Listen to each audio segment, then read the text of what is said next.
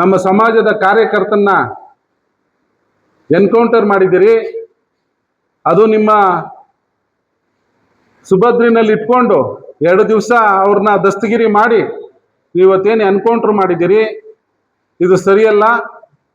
ಈ ಒಂದು ವಿಚಾರವಾಗಿ ನಮ್ಮ ರಾಷ್ಟ್ರೀಯ ನಾಯಕರು ಮುಖೇಶ್ ಸೈನಿ ಅವರು ಆ ಒಂದು ಫ್ಯಾಮಿಲಿಗೆ ಸಾಂತ್ವನ ಹೇಳಲಿಕ್ಕೆ ಏನಲ್ಲಿಗೆ ಅವ್ರ ಮನೆಗೆ ಭೇಟಿ ನೀಡೋ ಸಂದರ್ಭದಲ್ಲಿ ಅಲ್ಲಿನ SP ಮುಖಾಂತರವಾಗಿ ಪೊಲೀಸ್ನವ್ರು ಬಂದು ಅವ್ರನ್ನ ಅರೆಸ್ಟ್ ಮಾಡಿ 5-6 ಗಂಟೆಗಳ ಕಾಲ ಅವ್ರನ್ನ ಒಂದು ಕೊಠಡಿನಲ್ಲಿ ಇಟ್ಕೊಂಡು, ಮತ್ತೆ ನೀವು ಸಾಯಂಕಾಲ ತಗೊಂಡೋಗಿ 100 ಕಿಲೋಮೀಟರ್ ದೂರದಲ್ಲಿ ಬಿಟ್ಟು ಬಂದಿದ್ದೀರಿ. ಇದ್ರ ಹುನ್ನಾರ ಏನು? ಇದನ್ನು ನಾವು ದೇಶಾದ್ಯಂತ ಖಂಡಿಸ್ತೀವಿ.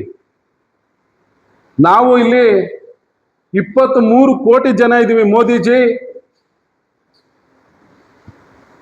23 ಕೋಟಿ ಜನ ನಾವು ನಿಮ್ಮ ವಿರುದ್ಧ ತಿರುಗಿ ಬಿದ್ದರೆ ಏನಾಗುತ್ತೆ ಅಂತ ನಿಮಗೂ ಅರ್ಥ ಆಗುತ್ತೆ. ಮುಂದಿನ ದಿನಗಳಲ್ಲಿ ಸುಮಾರು ನಮ್ಮ ಸಮಾಜದ ಧ್ವನಿನ ಅಣಗಿಸ್ಲಿಕ್ಕೆ ನೀವು ಸುಮಾರು ಕಾರ್ಯತಂತ್ರಗಳನ್ನ ನೀವು ರೂಪಿಸಿ ಅದರಲ್ಲಿ ಯಶಸ್ಸಾಗಿದ್ದೀರಿ ಅನ್ಕೊಂಡಿದ್ದೀರಿ. ಇದೆಲ್ಲ ನಿಮಗೆ ಒಂದೊಂದೇ ಪಾಠ. ಈಗ ನಾವು ಬಿಹಾರಲ್ಲಿ 4 ಸೀಟ್ ಗೆದ್ದಿದ್ದೀವಿ VIP ಇಂದ. 4 ಜನನ ನೀವು ಪರ್ಚೇಸ್ ಮಾಡಿದ್ರಿ. ಎಲ್ಲ ರಾಜ್ಯದಲ್ಲೂ ಯಾವುದೇ ಒಂದು ಸರ್ಕಾರ ನೀವು ಹಿಡಿಬೇಕು ಅಂತ ಹೇಳಿದ್ರೆ ಯಾರನ್ನೇ ಆಗಲಿ ನೀವು ಪರ್ಚೇಸ್ ಮಾಡ್ತೀರಿ. ಮತ್ತೆ ನಿಮ್ಮ ವಿರುದ್ಧ ಯಾರಾದರೂ ಮಾತಾಡಿದ್ರೆ ಎನ್ಕೌಂಟರ್ ಮಾಡ್ತೀರಿ. ಇದನ್ನ ದೇಶಾದ್ಯಂತ ನಾವು ಖಂಡಿಸ್ತಾ ಇದ್ದೀವಿ. ಮುಂದಿನ ದಿನಮಾನಗಳಲ್ಲಿ ನೀವು ಈ ಒಂದು ವಿಚಾರವಾಗಿ ಕ್ಷಮೆ ಕೇಳಬೇಕು.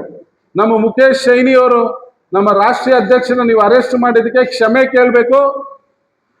ಈ ಒಂದು ವಿಚಾರವನ್ನ ಉನ್ನತ ಮಟ್ಟದ ತನಿಖೆಗೆ ನೀವು ಒಪ್ಪಿಸಬೇಕು. ಮತ್ತು ಈ ರಾಜ್ಯದಲ್ಲಿ ಯಾವ ಒಂದು UP ರಾಜ್ಯದಲ್ಲಿ ಮುಂದಿನ ಡಿಸೆಂಬರಲ್ಲಿ ಎಲೆಕ್ಷನ್ ಬರ್ತಾ ಇದೆ, ಅಲ್ಲಿ ನೀವೇನೀಗ ಮಹಾನಾಯಕ ಅಂತೇಳಿ ಸಂಜಯ್ ನಿಷಾದ್ನ ನೀವು ಇಟ್ಕೊಂಡು ಮುಂದೆ ಹೋಗ್ತಾ ಇದ್ದೀರಿ. ನಿಮ್ಗೆಲ್ಲ ತಕ್ಕ ಉತ್ತರ ನಮ್ಮ ಸಮಾಜ ನಿಮಗೆ ಕೊಡುತ್ತೆ VIP ಪಾರ್ಟಿ ಮುಖಾಂತರ. ಸಂಜಯ್ ನಿಷಾದ್ ಜಿ, ನೀವಲ್ಲಿ ಆ ಮಂತ್ರಿಗಿರಿಗೆ ಏನು ಅಂಟ್ಕೊಂಡಿದ್ದೀರಿ? ನೀವು ಹೊರಗಡೆ ಬನ್ನಿ. ಇವತ್ತು ಸಮಾಜದ ಅಮಾಯಕರ ಮರಣ ಹೋಮ ನಡೀತಾ ಇದೆ. ನೀವು ಹೊರಗಡೆ ಬಂದು ಇದನ್ನೆಲ್ಲ ಖಂಡಿಸ್ಬೇಕು. ಇಲ್ಲ ಅಂದ್ರೆ ಸಂಜಯ್ ನಿಷಾದ್ ಜಿನು ನೆಕ್ಸ್ಟ್ ಸೋಲ್ತಾರೆ. ಅಲ್ಲಿ ನಾವು BJPನ ಸೋಲಿಸಿ ಮನೆ ಕಳಿಸ್ತೀವಿ. ನಮ್ಮ ತಾಕತ್ತು ಬರೀ ಉತ್ತರ ಪ್ರದೇಶ್, ಬಿಹಾರ್, ಮಧ್ಯಪ್ರದೇಶ್, ಮಹಾರಾಷ್ಟ್ರ, ಕರ್ನಾಟಕ, ತಮಿಳುನಾಡು, ತೆಲಂಗಾಣ, ಆಂಧ್ರ ಪ್ರದೇಶ್, ಕೇರಳ, ಎಲ್ಲೆಲ್ಲಿ ನೀರಿದೆಯೋ ಅಲ್ಲೆಲ್ಲ ನಾವು ಬೆಸ್ತ ಸಮುದಾಯ ಇದ್ದೀವಿ.